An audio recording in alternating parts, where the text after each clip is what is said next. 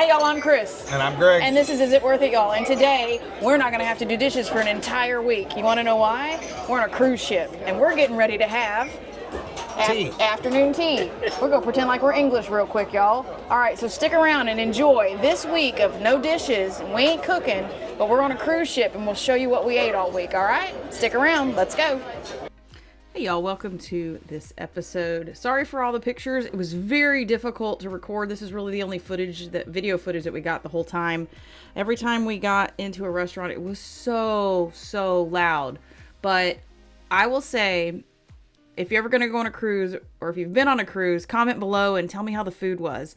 This was the Carnival Sunshine, and we had a great time. The food was excellent. Even it was hit or miss on the buffet. Some nights it was really good, and sometimes it wasn't. We did focus on two specialty. We went to Gigi's specialty restaurant, and we went to the Italian restaurant. I can't pronounce it. But the main dining room food that was included was fantastic. I did not have a brunch or a dinner that I did not like. They were so good, and it was so nice to not have to do dishes. I'll do my best to post as many names of the dishes that I can remember. I think I've got most of the videos or most of the menus downloaded, but if you ever have the opportunity to go on a cruise, I say do it. It's definitely worth it. We did good. Greg actually lost weight because of all the walking that we did, and I only gained 2 pounds, and we've been back for a little bit, and those 2 pounds are already gone. So I guess I can say I didn't gain any either. But the food was fantastic. We tried a ton of things that we wouldn't necessarily try because, you know, this is one of those where if you don't like the dish, you just let your server know and they'll go get you something else. So cruising is one of my favorite things to do, especially when it comes to the food.